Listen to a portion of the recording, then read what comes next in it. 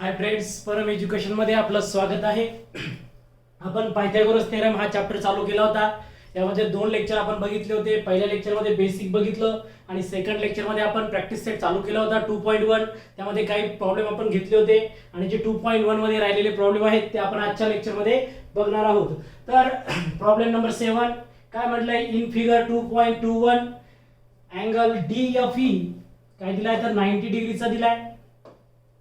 Angle DFE 90 degree and FG is perpendicular to ED. GD is equal to 8, FG is equal to 12 आणि या ठिकाणी EG, FD आणि EF आपल्याला find करायचे.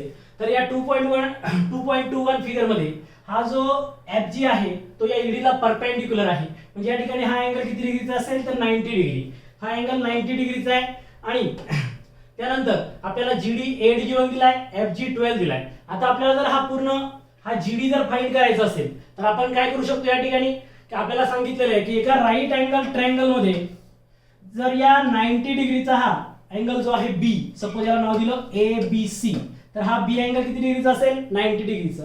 की ज्या वेळेस हायपोटेनियस वर जर आपण परपेंडिक्युलर ड्रॉ केला त्या ठिकाणी सपोज याला नाव दिलं यस, तर आपण काय करू शकतो, या ठिकाणी जॉमेट्रिक मीन यूज करू शकतो. जॉमेट्रिक मीन काय सांगेल की या BF चा square is equal to AS into SC. काय सांगता येतं जॉमेट्रिक मीन. मग या ठिकाणी आपण जर जॉमेट्रिक मीन वापरला तर FG चा square is equal to EG into GD. यानुसार आपल्याला काय मिळेल, EG मिळेल. जर EG फाइंड केला तर नंतर या EGF ट्रायंगल मध्ये हा EGF किती डिग्रीचा आहे 90 डिग्रीचा. या ठिकाणी पायथागोरस थेरम जर आपण यूज केला तर आपल्याकडे हा EG पण असेल, FG पण असेल. आपण काय फाइंड करू शकतो EF.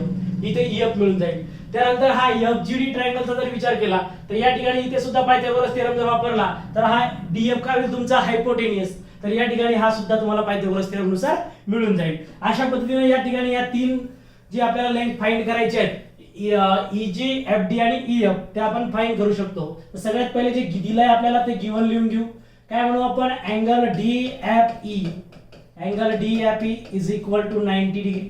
DFE 90 डिग्रीचा आहे. त्यानंतर काय म्हणलंय, FG is perpendicular to ED. FG is a perpendicular to ED. त्यानंतर GD किती गिवन दिलाय तर GD is equal to 8. GD 8 दिलाय. FG किती दिलाय तर FG 12 दिलाय. मग आपण काय म्हणू शकतो या ठिकाणी, by geometric mean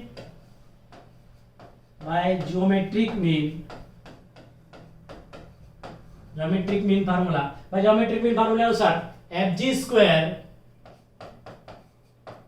square is equal to काय होईल EG इंटू GD. ठीक आहे. तर FG चा स्क्वेअर, FG गिवन आहे आपल्याकडे किती होईल, FG इज इक्वल टू 12 चा स्क्वेअर. EG फाइंड करायचं आहे, EG इंटू GD. GD किती होईल 8. GD होईल 8. मग या ठिकाणी हा 8 कुठे येईल इकडे अपॉनला 12 स्क्वेअरच्या. 12 स्क्वेअर म्हणजे काय लिहू शकतो आपण त्याला 12 इंटू 12 आणि हा 8 येईल त्याच्या अपॉनला. सो इज इक्वल टू होईल EG. आता याला आपण सिंप्लिफाय करू शकतो. या ठिकाणी 4 3 चा किती होईल किंवा 6 2 चा होईल 12 आणि 4 2 चा काय होईल 8. 4 2 चा काय होईल 8. म्हणजे आपला EG इज इक्वल टू काय होईल 6 इंटू 12. 6 इंटू 12 अपॉन काय होईल 4. त्याला डायरेक्ट करू शकता तुम्ही 4 3 चा 12. सो 6 3 चा किती होईल 18. म्हणजे पहिली व्हॅल्यू आपल्याला फाइंड करायची होती EG ची, ती मिळाली आपल्याला 80. किती मिळाला EG 80. म्हणजे हा EG जो आहे तो आपल्याकडे 18 मिळाला. ठीक आहे, EG 18 मिळाला. इथपर्यंत आपल्या लक्षात आले. आता काय करणार आपण, ह्या FGE किंवा EGF या ट्रायंगल मध्ये काय वापरणार पायथागोरस थेरम. कारण हा या ठिकाणी हा अँगल G किती दिसतोय 90 डिग्रीचा. EGF angle 90 degree. 90 डिग्रीच्या अपोजिट काय असतो हायपोटेनियस. मग पायथागोरस थेरम जर यूज केला तर EF square is equal to EG square plus FG square होईल. मग या ठिकाणी काय करू तर पायथागोरस थेरमचा यूज करू. आता हा EG इथपर्यंत आलेला आहे. तर समोर फाइंड करू.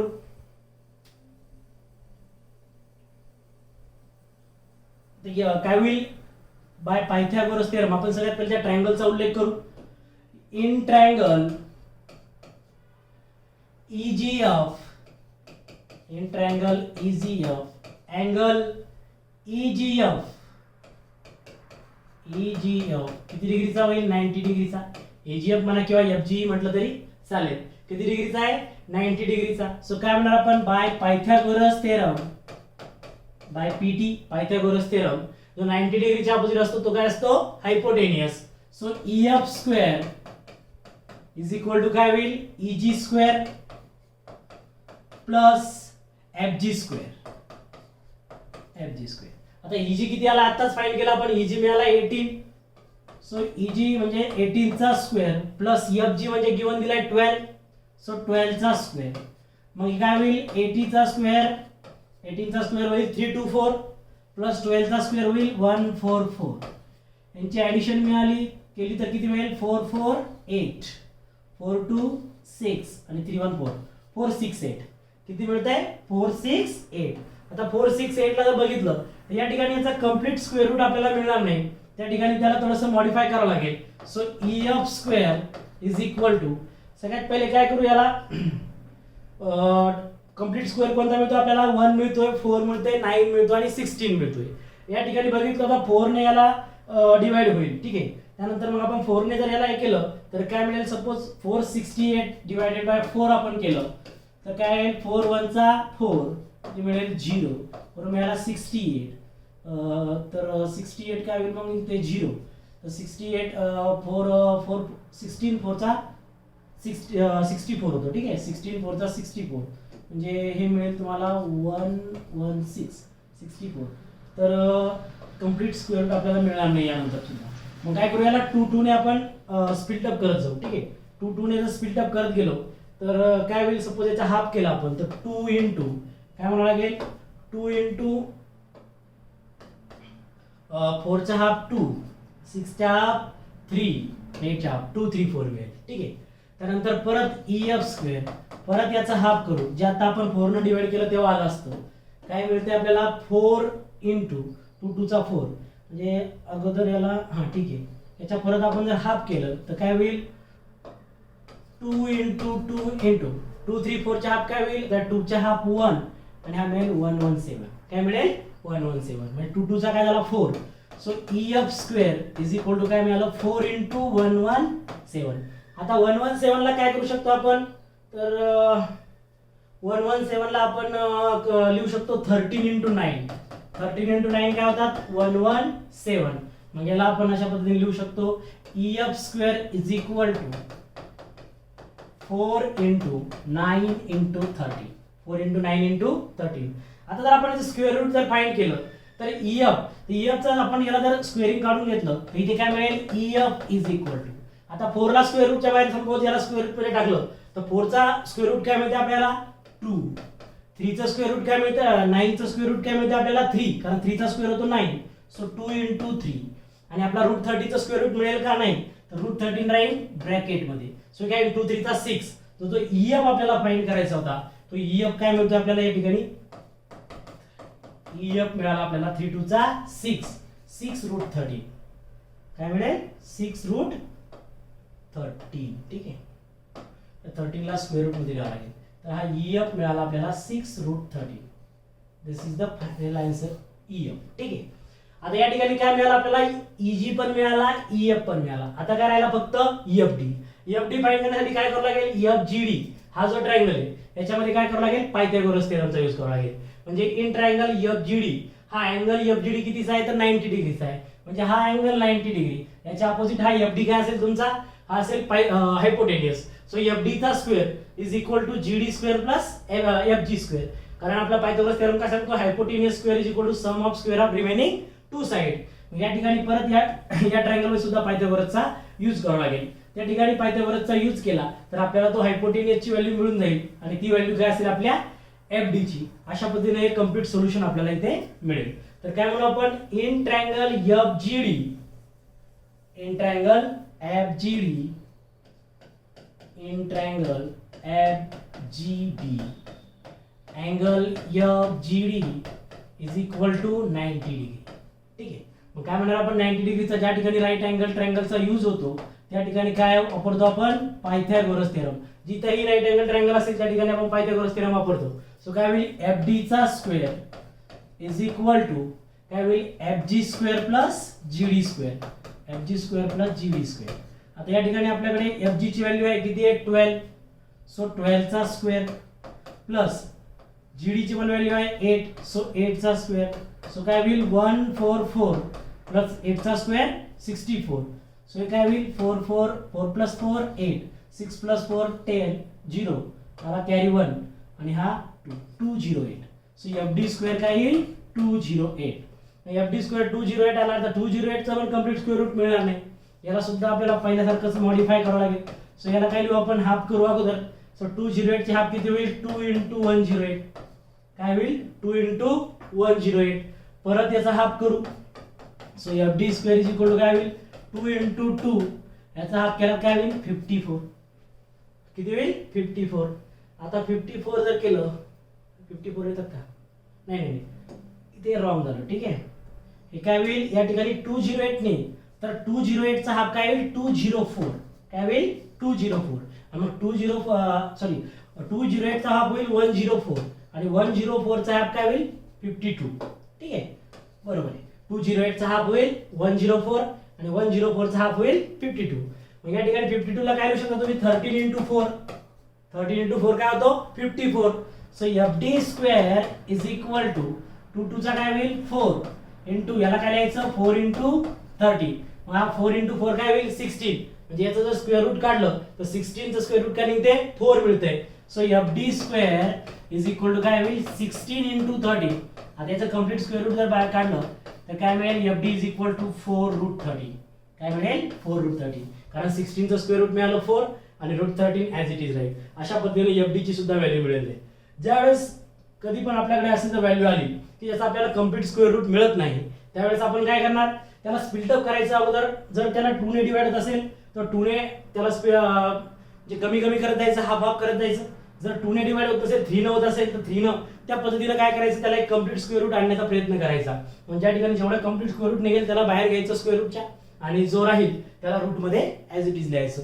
अशा पद्धतीने जेव्हा कंप्लीट स्क्वेअर रूट निघत नाही त्या पद्धतीने आपण सॉल्व्ह करू शकतो. अशा या ठिकाणी तीनही व्हॅल्यू मिळाल्यात आपल्याला. इझी मिळाला 18, त्यानंतर EF किती मिळालं होतं, EF मिळालं होतं 6√30 आणि हा जो FD आहे तो मिळाला 4√30. अशा पद्धतीने या तीनही व्हॅल्यू आपण फाइंड करू शकतो, ठीक आहे. पहिल्यांदा काय केलं आपण जॉमेट्रिक मीनचा यूज केला, EG फाइंड करून घेतलं.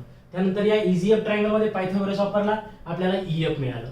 त्यानंतर FGD ट्रायंगल मध्ये पायथागोरस वापरला, आपल्याला FD मिळालं. आणि हे या प्रॉब्लेमचं कंप्लीट सोल्युशन. त्यानंतर प्रॉब्लेम नंबर 8 मध्ये काय दिले ते बघूया. प्रॉब्लेम नंबर 8 मध्ये काय सांगितलंय, find the diagonal of rectangle whose length is a 35 cm and breadth is a 12 cm. आता रेक्टँगल दिला, अगोदर आपल्याला रेक्टँगल माहित पाहिजे. रेक्टँगल म्हणजे काय, तर रेक्टँगल म्हणजे काय की अपोजिट साइड ज्या असतात त्या ज्या क्वाड्रिलॅटरलच्या अपोजिट साइड इक्वल असेल आणि प्रत्येक अँगल हा 90 डिग्रीचा असेल. ऑल अँगल म्हणजे 4 अँगल, हे जेवढे 4 अँगल आहेत हे सर्व 90 डिग्रीचे आहेत आणि अपोजिट साइड इक्वल आहे, याला म्हणतात रेक्टँगल. मग जर आपण सपोज या रेक्टँगलला नाव दिलं ABCD जर नाव दिलं, सपोज हा झाला ABCD,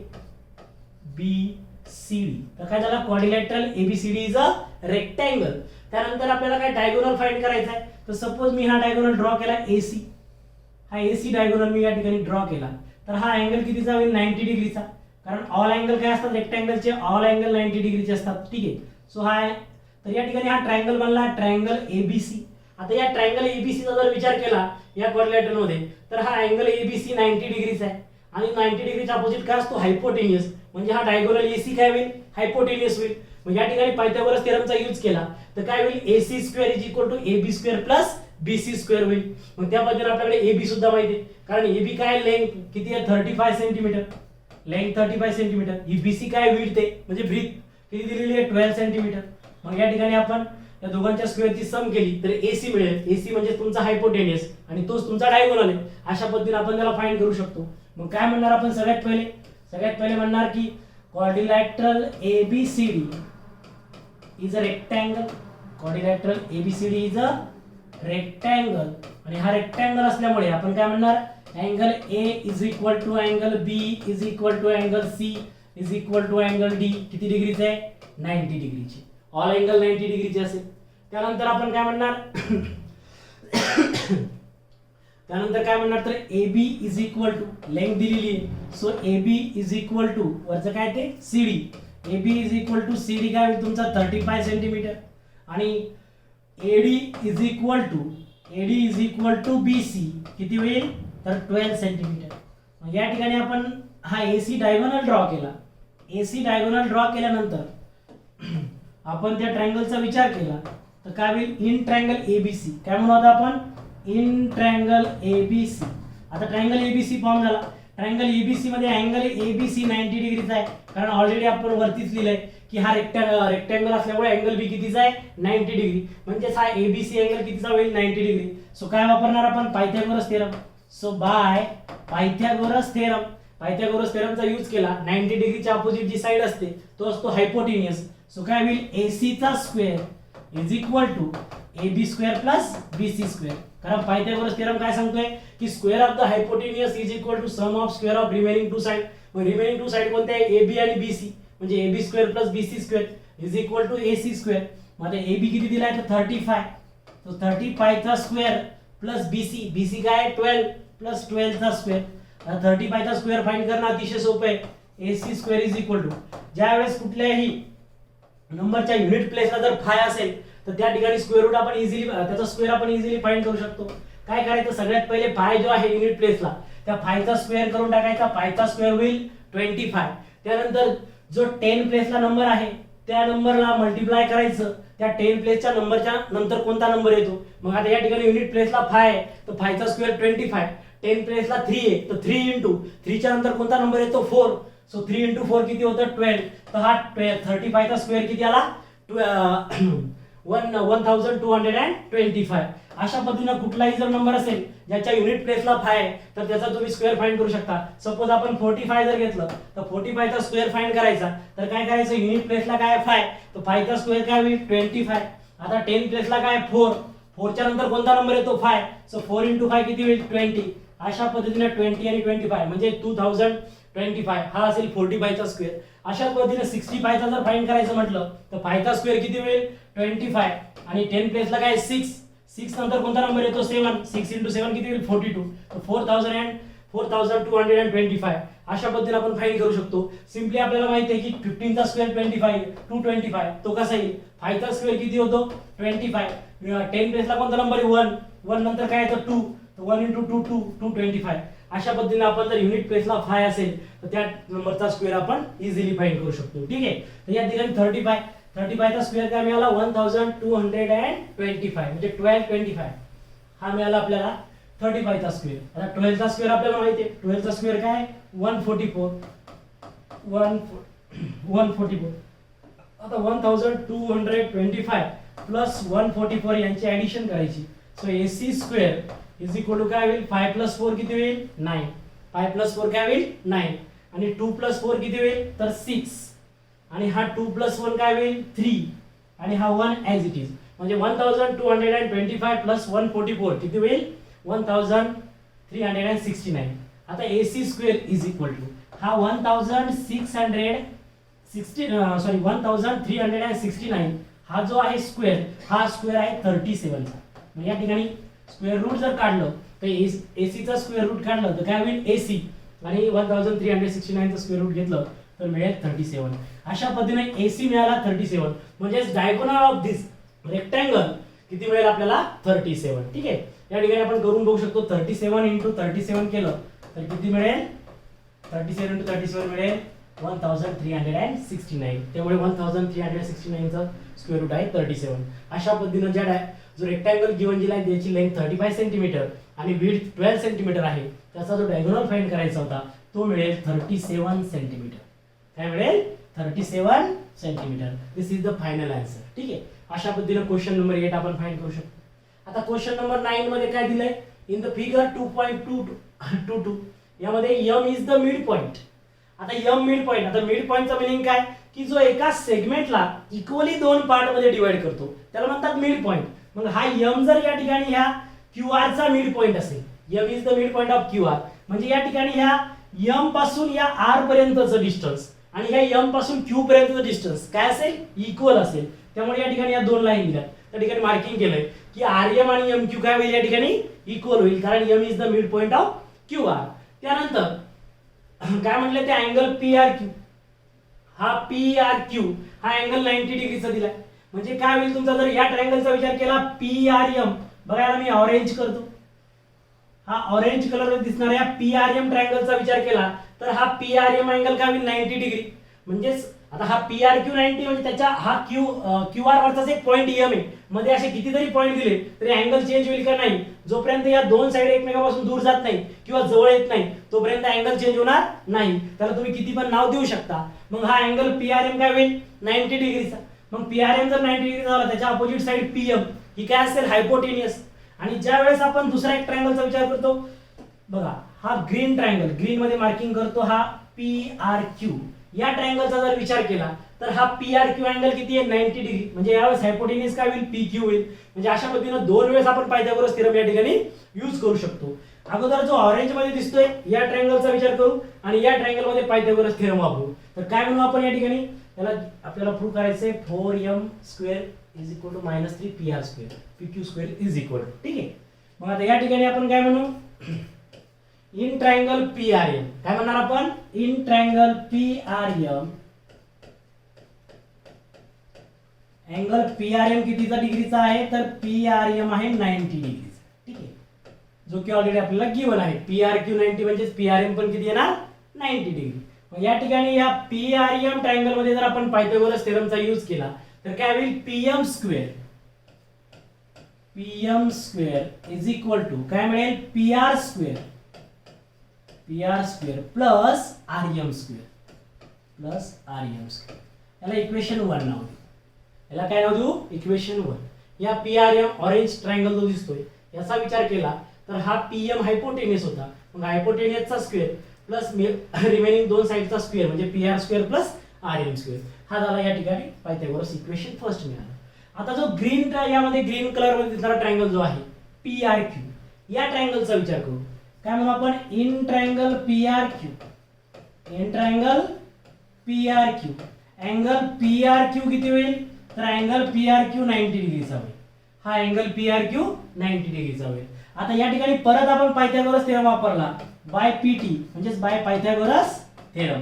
पायथागोरस थेरमचा विचार केला तर या ठिकाणी हायपोटेनियस काय होईल 90 डिग्रीच्या अपोजिट PQ. मग काय होणार इथे PQ चा square is equal to PR plus RQ. काय होईल PR plus RQ, PR² plus RQ चा स्क्वेअर. ठीक आहे, कारण PR प्लस RQ चा स्क्वेअर, PR² प्लस RQ² काय होईल PQ². मग आता या ठिकाणी हा जो RQ आहे, RQ म्हणजे QR, हा कशापासून बनलाय तर RM plus MQ.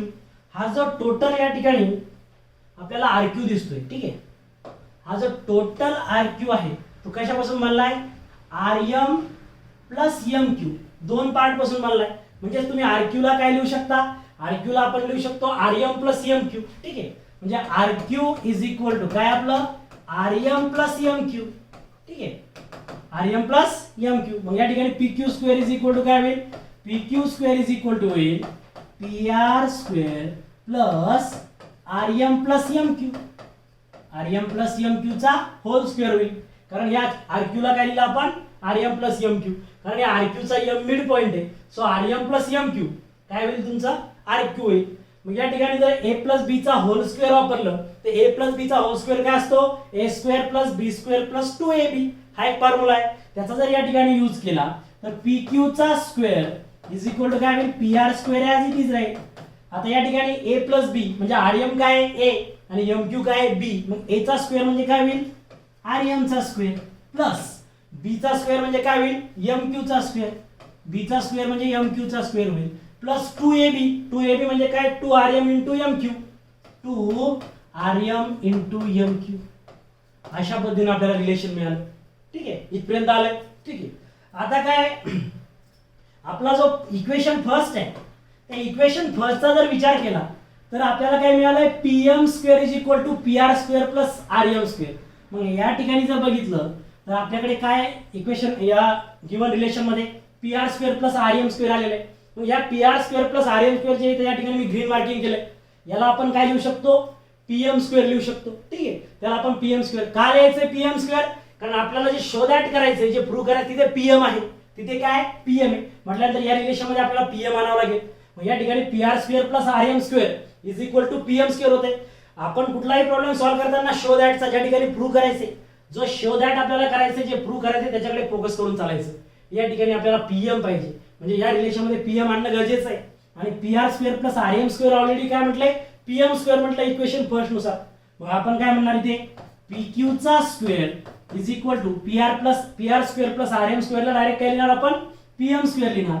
So PM चा स्क्वेअर प्लस हा M Q square as it is राहील, प्लस हा 2 into RM into M Q सुद्धा ॲज इट इज राहील. हे रिलेशन इथपर्यंत आलं. ठीक आहे. पीक्यू स्क्वेअर, आपल्याला पीक्यू स्क्वेअर पाहिजे तर पीक्यू स्क्वेअर पण मिळाला, आता पीएम स्क्वेअर पण आलाय. फक्त आता पुढच्या गोष्टी प्रूव्ह करायच्यात, तर काय काय करता येईल त्यासाठी बघू. आता मला सांगा, जर हा एम मिड पॉइंट म्हणलं तर हे आरएम आणि एम क्यू डिस्टन्स अगोदरच सांगितलं मी काय असणार आहे, इक्वल असणार आहे. मग आपण काय म्हणणार या ठिकाणी, प्रत्येक ज्या ठिकाणी काय म्हणणार, ज्या ठिकाणी आरएम आहे त्याला आपण एम क्यू म्हणू शकतो, किंवा जिथे एम क्यू आहे तिथे आपण आरएम म्हणू शकतो. पण आपल्याला रिलेशन आरएम बद्दल दिलं इक्वेशन फर्स्ट मध्ये, आरएम गिवन आहे. मग सगळ्या ज्या ठिकाणी एम क्यू आहे त्याला आपण काय म्हणू, आरएम म्हणू, कारण RM is equal to M Q आपण म्हणू शकतो, because M is the mid point of Q R. म्हणजे गिवन रिलेशन आहे, या ठिकाणी चेंजेस करू. त्या ठिकाणी काय करू, एम क्यू च्या ठिकाणी सर्व ठिकाणी आरएम लिहून टाकू. मग पी क्यू स्क्वेअर काय होईल, पी क्यू चा square is equal to PM square as it is राहील, पीएम स्क्वेअर मध्ये चेंज होणार नाही, PM square plus M Q च्या ठिकाणी काय येईल, आरएम येईल, कारण एम क्यू आणि आरएम काय इक्वल आहे. एम जर मिड पॉइंट म्हटलं तर एम पासून क्यू पर्यंत आणि एम पासून आर पर्यंत डिस्टन्स काय असेल, इक्वल असेल. मग एम क्यू ला आपण काय लिहू शकतो, आरएम लिहू शकतो, कारण इक्वेशन फर्स्ट मध्ये आरएम आहे. सो आपण या ठिकाणी एम क्यू च्या ठिकाणी आरएम लिहू. सो आरएम चा square plus 2 into RM into M Q, इथे पण एम क्यू च्या ठिकाणी काय करायचं, आरएम. म्हणजे जिथे तिथे या रिलेशन मध्ये एम क्यू दिसेल त्याला आरएम ने रिप्लेस करायचं. मग हा झाला आरएम स्क्वेअर, एम क्यू च्या ठिकाणी RM square plus 2 into RM into परत एम क्यू च्या ठिकाणी काय घ्यायचं, आरएम घ्यायचं.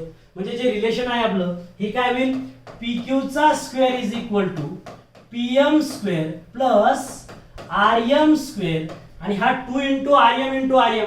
आता आरएम इंटू आरएम काय होईल, आरएम स्क्वेअर, म्हणजे काय होईल प्लस 2 आरएम स्क्वेअर म्हणजे कुठपर्यंत आले, काय मिळालं आपल्याला, P Q square is equal to PM square plus RM square plus 2 RM square.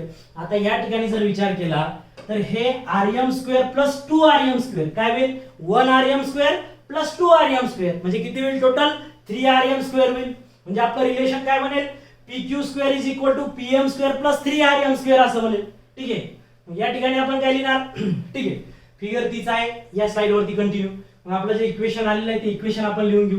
काय मिळालंय, पी क्यू स्क्वेअर, काय मिळालंय, पी क्यू चा square is equal to PM square आणि हे RM square plus 2 RM square काय होईल, 3 आरएम स्क्वेअर. हे मिळालं 3 आरएम स्क्वेअर मिळालं. ठीक आहे. P Q square is equal to PM square plus 3 RM square मिळालं. आता या ठिकाणी आरएम स्क्वेअर बद्दल काय दिलेलं आहे की आपल्याला एक रिलेशन मिळालं, PM square is equal to PR square plus RM square. काय मिळालंय, पीएम या ठिकाणी आपल्याकडे आहे काय, आपल्याकडे रिलेशन की या ट्रायंगल मध्ये पायथागोरस वापरल्यानंतर मिळालेलं, पीएम चा square is equal to PR square plus RM square, हे रिलेशन आहे आपल्याकडे. ठीक आहे. इक्वेशन आहे PM square is equal to PR square plus RM square. आता आपण जर या ठिकाणी हा पीआर जर इकडे पाठवला तर काय होईल, पीएम चा स्क्वेअर मायनस पीआर चा स्क्वेअर इज इक्वल टू काय मिळेल, आरएम स्क्वेअर. ठीक आहे. कारण हा प्लस पीआर स्क्वेअर इकडे पाठवला तर काय होईल, मायनस पीआर स्क्वेअर होईल. मग या ठिकाणी आरएम च्या ठिकाणी काय करू शकतो आपण, आरएम च्या ठिकाणी आपण लिहू शकतो PM square minus PR square. आणि तेच आपल्याला या इक्वेशन मध्ये करायचंय. काय करायचंय, पी क्यू चा square is equal to PM square plus 3 into in bracket मध्ये काय येईल, आरएम स्क्वेअर च्या ठिकाणी काय येईल, PM square minus PR square, PM चा स्क्वेअर मायनस पीआर चा स्क्वेअर कर. हे कुठून आलं तर हे आलं इक्वेशन फर्स्ट मधून आले बाय इक्वेशन फर्स्ट. कारण इक्वेशन फर्स्ट काय होतं आपलं, इक्वेशन फर्स्ट होतं PM square is equal to PR square plus RM square. आता हा पीआर स्क्वेअर जर या साईडला पाठवला काय होईल, मायनस, म्हणजे तुमचा आरएम स्क्वेअर काय आला, PM square minus PR square. आणि या ठिकाणी आपण तेच केलंय की आरएम स्क्वेअर रिप्लेस केलाय PM square minus PR square. आता याला मल्टिप्लिकेशन केलं तर PQ square is equal to PM square as it is. आता 3 इंटू PM स्क्वेअर काय होईल 3PM चा स्क्वेअर आणि हा मायनस 3 इंटू PR स्क्वेअर काय होईल मायनस 3PR स्क्वेअर. हे रिलेशन मिळालं. आता काय करणार आपण या ठिकाणी आता ऍडिशन करणार. हा PM square plus 3PM square काय होईल हा 1PM square plus 3PM square किती होईल 4PM स्क्वेअर. म्हणजे आपल्याला या ठिकाणी मिळतंय PQ square is equal to 4PM square minus 3PR square. काय मिळालं शेवटी आपल्याला PQ square is equal to PM square plus 3PM square ची ऍडिशन केली काय मिळालं 4PM square minus 3PR square. आणि आपल्या क्वेश्चन मध्ये आपल्याला काय प्रूव्ह करायचं होतं PQ square is equal to 4PM square minus 3PR square. आणि काय प्रूव्ह झालंय PQ square is equal to 4PM square minus 3PR square. अशा पद्धतीने आपण हा प्रॉब्लेम प्रूव्ह करू शकतो. इथे आपण लिहून टाकणार हेन्स प्रूव्ह. काय म्हणणार आपण हेन्स प्रूव्ह. अशा पद्धतीने आपला हा प्रॉब्लेम या ठिकाणी प्रूव्ह होतो. काय करायचंय तर सिंपली या ठिकाणी दोन ट्रायंगल दिसतात PRM आणि PRQ. सगळ्यात पहिले या PRM ट्रायंगल मध्ये पायथागोरस थेरम वापरायचा. त्याला इक्वेशन फर्स्ट नाव द्यायचं. त्यानंतर हा PRQ जो ट्रायंगल आहे इथे पायथागोरस थेरम वापरायचा. परंतु त्या ठिकाणी काय करायचं त्या ठिकाणी RQ येईल काय येईल PR square plus RQ square. आता आपल्याला माहिती आहे की हा RQ कशापासून बनलाय तर हा RQ RM प्लस MQ पासून बनलाय. तर RQ च्या ठिकाणी RM प्लस MQ लिहिलं त्याचा होल स्क्वेअर मग A प्लस B चा होल स्क्वेअर वापरला त्यानंतर हे मिळालं. आता काय होईल PR square plus RM square equation first नुसार काय होईल PM स्क्वेअर होईल. मग उरलेलं इक्वेशन ॲज इट इज राहायचं MQ square plus 2RM into MQ. त्यानंतर आपल्याला गिवन काय दिलंय M is the mid point of QR. म्हणजे हे RM आणि MQ डिस्टन्स काय असणार आहे इक्वल असणार आहे मिड पॉइंट मुळे. मग ज्या ठिकाणी तुम्हाला MQ दिसेल त्याला रिप्लेस करायचा RM ने. म्हणजे हे काय होईल तुमचं PM स्क्वेअर या MQ च्या ठिकाणी पण काय होईल RM होईल आणि ह्या MQ च्या ठिकाणी पण RM होईल. मग आता काय मिळालं PQ square is equal to PM square as it is. ह्या RM स्क्वेअर ह्या MQ च्या ठिकाणी RM स्क्वेअर आला आणि हा 2 इंटू RM काय होईल RM चा स्क्वेअर.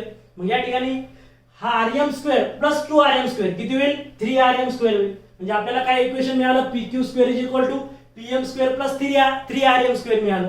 मग आता हा RM स्क्वेअर जर बघितलं तर इक्वेशन फर्स्ट नुसार हा RM स्क्वेअर कशाने रिप्लेस करू शकतो आपण हा प्लस PR इकडे पाठवला काय होईल मायनस PR. म्हणजे PM square minus PR square is equal to काय म्हणते RM स्क्वेअर. बघा हा PR इकडे पाठवला तर PM square minus PR square is equal to काय मिळालं RM स्क्वेअर. तर हा RM स्क्वेअर कशाने रिप्लेस केला PM square minus PR square ने या ठिकाणी रिप्लेस केलं. नंतर हा ब्रॅकेट ओपन करून मल्टिप्लिकेशन केलं 3 इंटू PM स्क्वेअर काय होईल 3PM स्क्वेअर आणि 3 इंटू मायनस PR स्क्वेअर काय होईल मायनस 3PR स्क्वेअर. आता हा PM square plus 3PM square काय झालं 4PM स्क्वेअर आणि हा minus 3PR square is equal to PQ square. आणि हेच आपल्याला प्रूव्ह करायचं होतं. अशा पद्धतीने हा प्रॉब्लेम आपण प्रूव्ह करू शकतो. This is the complete solution of this problem. आणि त्यानंतर आता या प्रॅक्टिस सेटचा हा लास्ट क्वेश्चन नंबर 10. हा एक वर्ड प्रॉब्लेम आहे. आता कुठलाही वर्ड प्रॉब्लेम सॉल्व्ह करताना अगोदर लाईन टू लाईन त्याचा मिनिंग समजून घ्यायचा.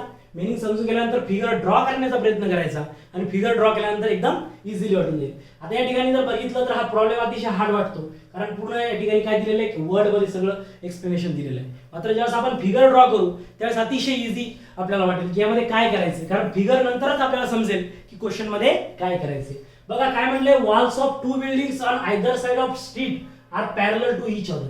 म्हणजे काय एक रस्ता आहे मध्ये ठीक आहे. आता एक रस्त्याच्या ह्या इकडून एक आहे आणि तिकडून एक म्हणजे दोन्ही साईडला काय दोन बिल्डिंग आहेत. दोन्ही साईडला दोन बिल्डिंग आहेत. त्या बिल्डिंग एकमेकांना कशा आहेत तर पॅरलल आहेत. सपोज आता या ठिकाणी मी जर ड्रॉ केलं बघा लक्ष द्या इकडे. सपोज ही एक बिल्डिंग आहे आणि दुसरीकडे ही एक बिल्डिंग आहे. ही पण काय आहे बिल्डिंग आहे आणि हा जो मध्ये आहे हा काय रोड आहे स्ट्रीट म्हणजे बरोबर आहे. हा एक रोड आहे आणि काय तर या साईडला एक बिल्डिंग पॅरलल म्हणजे एक बिल्डिंग आहे या साईडला एक बिल्डिंग आहे. दोन्ही काय एकमेकांना पॅरलल. इथपर्यंत ही पहिली लाईन सांगते. दुसरी लाईन काय सांगते a ladder of 5.8 metre long place on the street such that top just reaches the window of building at the height of 4 metre. ठीक आहे. आता एक लॅडर एक लॅडर आहे सीडी तिची लेंथ किती आहे टोटल किती लांबीची ती 5.8 मीटरची एक सीडी आहे आणि ती जी स्ट्रीटवर म्हणजे खाली रोडवरती ठेवल्यानंतर ती काय होते तर या जी फर्स्ट बिल्डिंग आहे हिच्या एक विंडो आहे या बिल्डिंगला. ती विंडो या ग्राउंड पासून म्हणजे या रोड पासून किती वरती आहे 4 मीटर वरती. किती मीटर वरती आहे 4 मीटर वरती. म्हणजे सपोज या ठिकाणी ती 4 मीटर वरती ती लॅडर आपण लावली, तर सपोज ही अशी ती लॅडर आपण या ठिकाणी लावली, ठीक आहे. तर या लॅडरची लेंथ किती आहे 5.8 मीटर आणि हे जे डिस्टन्स आहे या ग्राउंड पासून म्हणजे या रोड पासून या विंडो पर्यंत हे किती आहे 4. किती आहे 4. कारण त्या ठिकाणी ती विंडो किती आहे 4 मीटर वरती, या स्ट्रीट पासून 4 मीटर वरती ती विंडो आहे आणि ही लॅडर अशी लावलेली आहे की या स्ट्रीट पासून त्या 4 मीटर वरती अशा पद्धतीने लॅडर लावली. मग या ठिकाणी जर आपण याला नाव द्यायचं ठरवलं तर ए बी आणि सी जर नाव दिलं, काय नाव दिलं ए बी सी, तर बघा हे ए टू बी डिस्टन्स किती आहे 4 मीटर. ए हा ग्राउंड वरती पॉइंट आहे रोड वरती आणि बी काय विंडो आहे, म्हणजे ए टू बी डिस्टन्स किती झालं 4 झालं, कारण या रोड पासून त्या विंडोचं डिस्टन्स 4 मीटर म्हणजे ही हाईट किती झाली 4 मीटर. त्यानंतर आता हे बी टू सी काय तुमची बी टू सी लॅडर आहे, लॅडरची लेंथ किती आहे 5.8 आणि आता काय करायचं हे डीएसी डिस्टन्स फाइंड करायचं. सपोज काय वापरायला गेलं या ठिकाणी पायथागोरस थेरम, अतिशय सिंपल. आता पुढे काय सांगते बघा, on turning the ladder over the other side of street it tops touches the window of the other building as 4.2 meter, find the width of that street. म्हणजे काय आता ही लॅडर या साइडला आहे, ही लॅडर जर आपण टर्न केली तिकडच्या बिल्डिंग वरती तर या बिल्डिंगच्या विंडोला ती कुठे टच होईल 4.2 मीटर वरती. म्हणजे सपोज या ठिकाणी आपल्याला ती टच करायची आहे, ठीक आहे. तर या ग्राउंड पासून सपोज याला जर तुम्ही डी ई नाव दिलं, सपोज डी ई काहीतरी द्या, याला ई नाव दिलं, काय नाव दिलं आपण याला ई नाव दिलं, तर या रोड पासून वरती हाईट किती मीटर वरती 4.2 मीटर वरती. हा जर पॉइंट घेतला आपण, सपोज हा एफ पॉइंट घेतला, कोणता पॉइंट घेतला एफ पॉइंट, तर हे डिस्टन्स किती म्हटलं ते 4.2 मीटर. म्हणजे या ठिकाणी हाईट किती आहे म्हणजे ग्राउंड फ्लोअर पासून या विंडो पर्यंत 4.2 मीटर आणि ही लॅडर टर्न केली म्हणजे या C2F, ठीक आहे. ही लॅडर काय केली फक्त अशी टर्न केली, इकडची लॅडर या बिल्डिंग वरती टाकली तर ती कुठे 4.2 मीटर वरती टच होते विंडोला. आता ही लॅडरची लेंथ चेंज होणार आहे का नाही, कारण लॅडर तर तेवढ्याच लेंथची आहे म्हणून हे C2F आणि C2B हे डिस्टन्स काय असेल सेम असेल, कारण लॅडरची लेंथ चेंज होणार नाही. अशा पद्धतीने हा नवीन ट्रायंगल बनलाय, काय बनलाय CFE. आणि आता हे माहिती आहे की कुठली बिल्डिंग जर असेल त्या बिल्डिंगच्या म्हणजे जो बॉटम साइज आहे इथून आपण ग्राउंड पासून बघितलं तर ते त्या ठिकाणी अँगल किती डिग्रीचा तयार होईल 90 डिग्रीचा. सपोज एक वॉल जर असेल ती वॉल आणि आपलं ग्राउंड फ्लोअरची जी आपली या ठिकाणी टाइल्स आहे या ठिकाणी हा अँगल जर बघितला तर किती डिग्रीचा तयार होईल 90 डिग्रीचा. त्यामुळे ही बिल्डिंग म्हणजेच काय हा AB आणि हे AC हे डिस्टन्स इथं 90 डिग्रीचा अँगल तयार होईल, बरोबर आहे, कारण ते परपेंडिक्युलर असेल एक्झॅक्टली. मग या ठिकाणी तुम्ही ह्या ABC ट्रायंगल मध्ये पण पायथागोरस वापरू शकता आणि या CEF या ट्रायंगल मध्ये पण पायथागोरस वापरू शकता. आणि फाइंड काय करायचं आहे विड्थ ऑफ स्ट्रीट, म्हणजे तुम्हाला हे AC प्लस C म्हणजे टोटल AE डिस्टन्स फाइंड करायचे. हे एवढं डिस्टन्स तुम्हाला फाइंड करायचे की या दोन बिल्डिंग मध्ये किती अंतर आहे, तर AC प्लस C दोन्ही पण पायथागोरस थेरम वापरला तर आपल्याला या ठिकाणी सॉल्व्ह होईल. अशा पद्धतीने फिगर एकदा तयार केल्यानंतर आपल्याला इझी जातं, ठीक आहे. काय होतं की दोन बिल्डिंग होत्या रोड स्ट्रीटच्या दोन साइडला, ठीक आहे, दोन्ही एकमेकांना पॅरलल होत्या.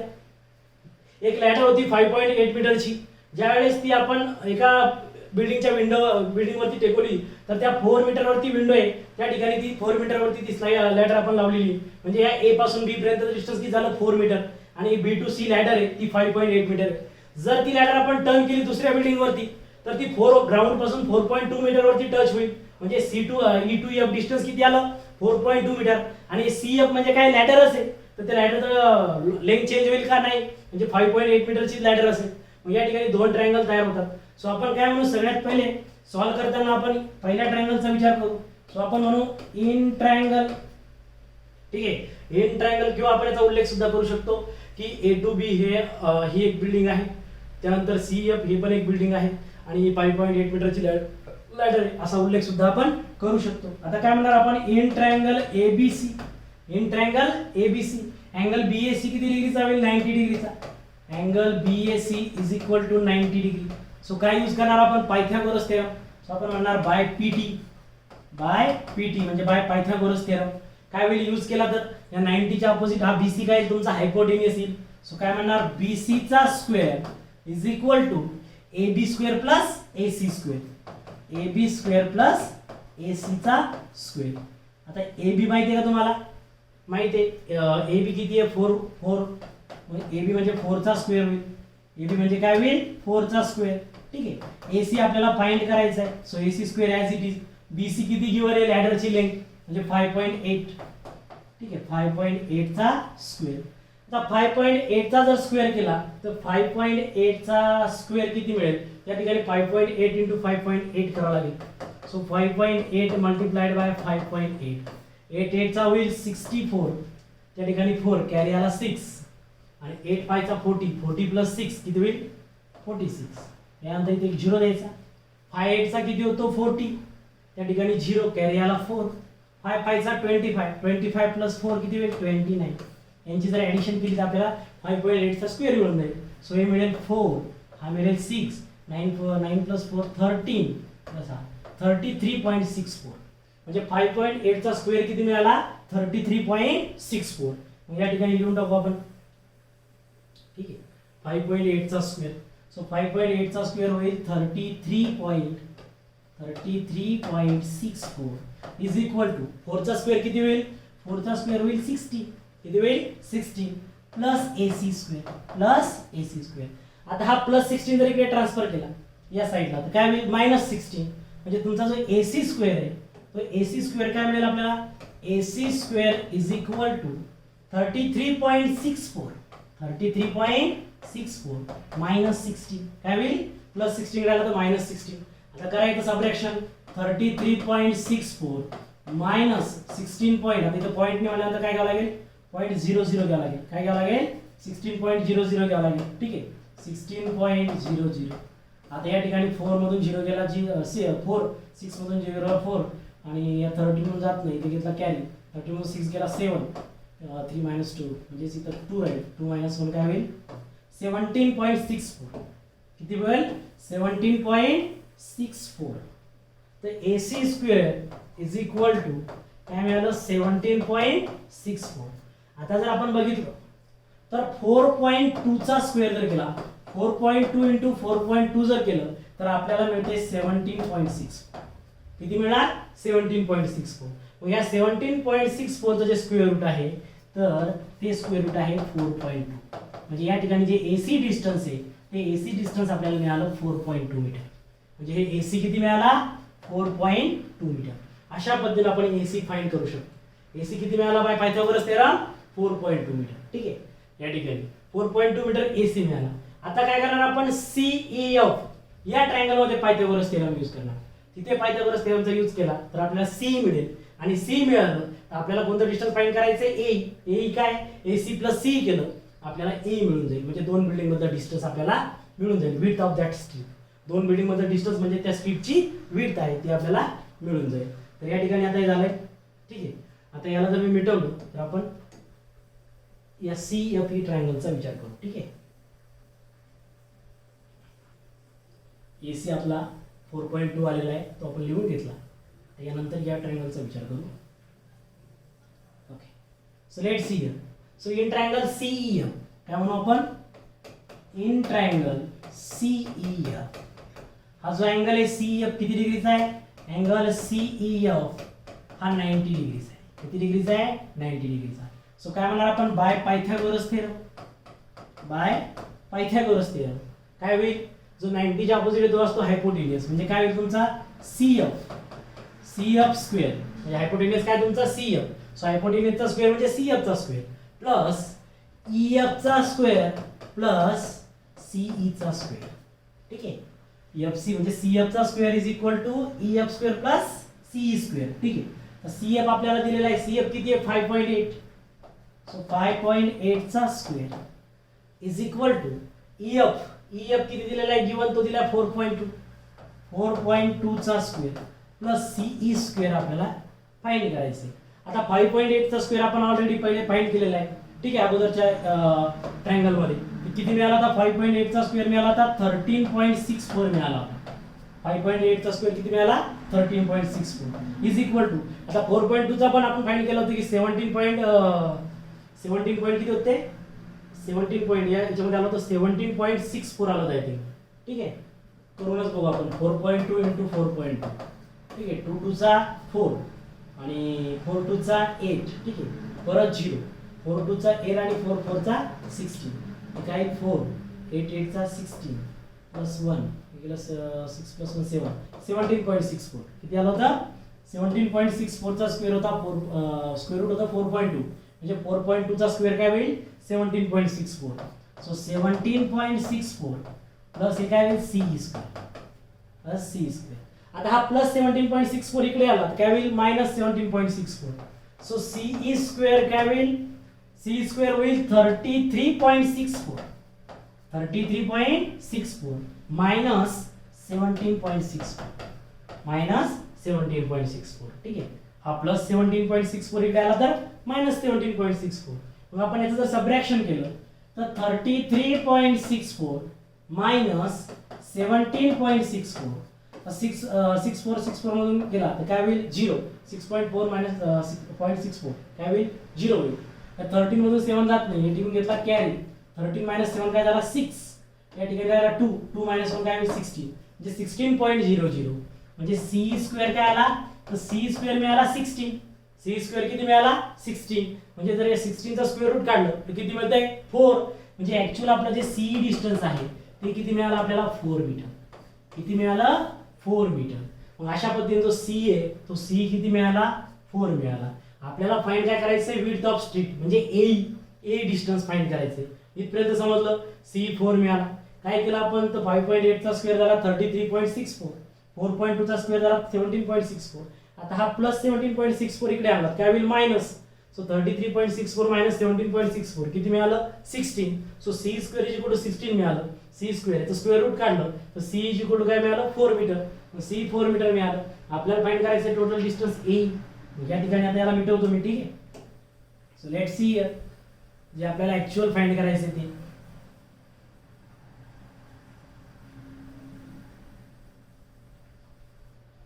तर ए इज इक्वल टू काय होईल तर ए आपल्याला मिळतोय AC plus C. AC plus C. So A is equal to AC किती मिळालं आपल्याला 4.2 किती मिळालंय 4.2. ठीक आहे. प्लस सी किती आहे तर सी मिळाला 4 आताच फाइंड केलं. सी किती मिळाला 4 किती झालं टोटल तर टोटल ए डिस्टन्स झालं 8.2 मीटर 8.2 मीटर. आणि ए इज काय तर ए आहे विड्थ ऑफ दॅट स्ट्रीट. काय लिहिणार तुम्ही खाली तर खाली आपण लिहिणार विड्थ ऑफ द स्ट्रीट. ठीक आहे width of the street width of the street is equal to काय मिळालं 8.2 metre. width of the street किती झालं 4.2 मीटर. अशा पद्धतीने जी width आपल्याला फाइंड करायची होती स्ट्रीटची ती आपल्याला मिळाली 8.2 मीटर. अशा प्रकारे आज जे आपल्याला प्रॅक्टिस सेट 2.1 मध्ये प्रॉब्लेम होते ते आपण आजच्या लेक्चर मध्ये कव्हर केलेले आहेत. आय होप लक्षात आलं असेल. आता समोरचा जो पार्ट आहे तो 2.2 वरचा बेसिक आहे. त्यामध्ये आपण अपॉर्नियस प्रिन्सिपल वगैरे बनणार आहोत तर ते आपण नेक्स्ट लेक्चरला बघूया. थँक्यू.